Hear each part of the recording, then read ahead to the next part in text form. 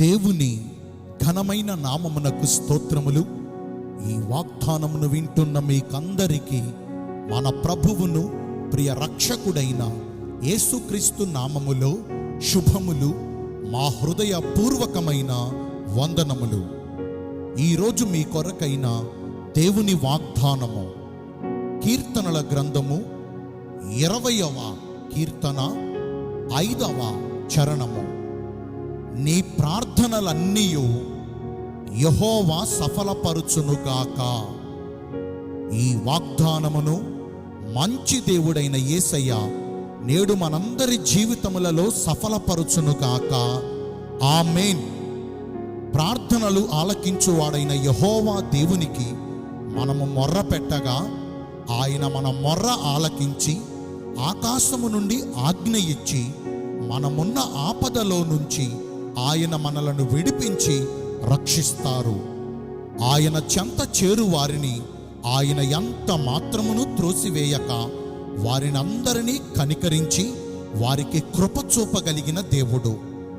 మనం ఆయనకు ప్రార్థించగా ఆయన మన ప్రార్థనలను ఆలకించి మనమున్న దీనస్థితిలో నుంచి ఆయన మనలను పైకి లేవనెత్తి మనలను విడిపించి మన కోరికను సిద్ధింపజేసి మన ఆలోచన యావత్తును ఆయన సఫలపరుస్తారు.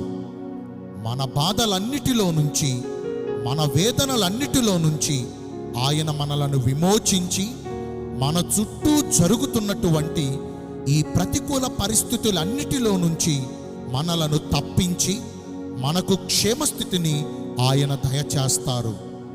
శ్రమకు తట్టుకోలేక మనము యెహోవా దేవునికి మొర్ర పెట్టగా ఆయన మన మొర్ర ఆలకించి మనకు ఉత్తరమునిచ్చి మనమున్న శ్రమలో మనకు తోడయుండి వాటన్నిటి నుంచి మనలను విడిపించి మనలను గొప్ప చేస్తారు.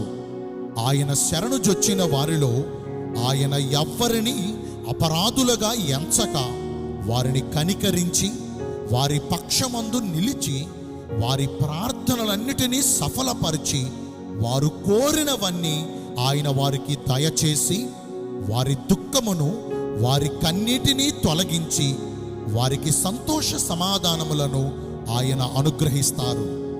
ఈ వాగ్దానమును వింటున్న ప్రియ దైవ జనాంగమా, మన దేవునికి అసాధ్యమైనవి ఏమీయునూ లేవు. మనం ఆయనకు ప్రార్థన చేయగా ఆయన మన మనవులు ఆలకించి మన కార్యములన్నిటినీ సఫలము చేయగలిగిన శక్తిమంతుడు. మనలో కార్యసాధకం అవుతున్న ఆయన శక్తిని బట్టి మనము అడుగు వాటన్నిటికంటేను, మనము ఊహించు వాటన్నిటికంటేను మనకు అత్యధికమైన కార్యములు చేయగలిగిన శక్తి గల దేవుడు మన ప్రభువైన యేసయ్య.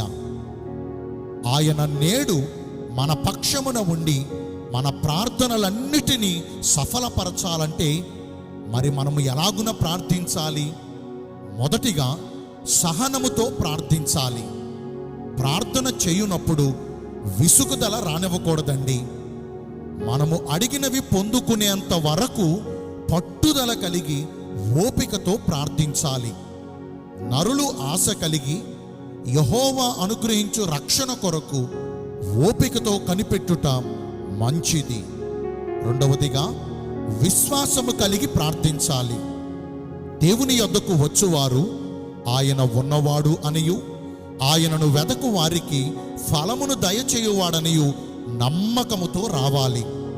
నమ్ముట మన వల్లైతే నమ్ముచున్న మనకు సమస్తమును సాధ్యమే.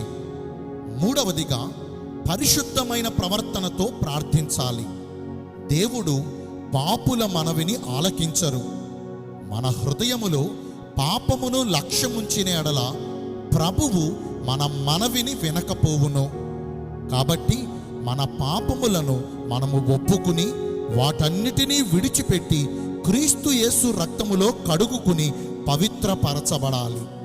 పరిశుద్ధత లేకుండా ప్రభు కార్యాన్ని మనము పొందుకోలేము. ఈరోజు మన జీవితములలో మనము చేస్తున్న పాపములు మన పరిశుద్ధతను పాడు చేస్తూ ఉన్నాయి. కాబట్టి నేటి నుంచి మన పాపములను విడిచిపెట్టి పరిశుద్ధమైన ప్రవర్తన కలిగి జీవిద్దాము. నేను మీ అందరి కోసం ప్రార్థన చేస్తాను. పరిశుద్ధుడును ప్రేమ కలిగిన మా ప్రియ పరలోకపు తండ్రివైన దేవా, మీ దయగలిగిన బంగారు ఘన నామమును బట్టి కోట్ల కొలదిగా మీకు మా కృతజ్ఞతాస్తుతులు స్తోత్రములు వందనాలు చెల్లిస్తున్నామేసయ్యా. మా ప్రార్థనలన్నిటినీ మీరు ఆలకించి వాటన్నిటినీ సఫలపరుస్తానని ఈరోజు వాగ్దానము ద్వారా తెలియజేశారు. వాక్యానుసారముగా నడుచుకుని ఈ వాగ్దాన ఫలములను పొందుకునే కృప నేడు మాకందరికీ దయచేయండి. ఈరోజు ఎందరైతే పుట్టినరోజులను, వివాహ దినములను, ఇతరమైన శుభకార్యములను జరిగించుకుంటున్నారో వారందరికీ మెండైన దీవెనలు కుమ్మరించమని, మీ రాకడ కొరకు మమ్మను సిద్ధపరచమని యేసుక్రీస్తు ప్రశస్త నామమున ప్రార్థించి వేడుకొనుచున్నాను మా ప్రియ పరలోకపు తండ్రి. Amen. May God bless you all. Thank you.